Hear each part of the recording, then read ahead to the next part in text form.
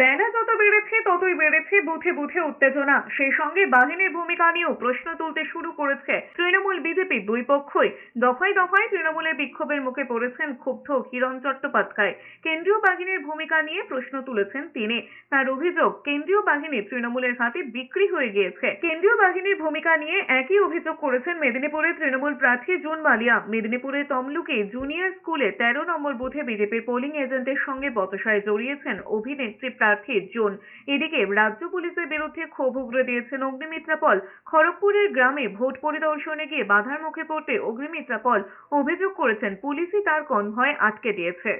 আমার গাড়ি আর দুটো গাড়ি যাচ্ছে, তার এসকর্ট যাচ্ছে, পুলিশ যাচ্ছে, আমার সেন্ট্রাল ফোর্স যাচ্ছে। মানে আটকাচ্ছে কারা? কারা আটকাচ্ছে এটা? বেঙ্গল পুলিশ, মমতা ব্যানার্জির পুলিশ।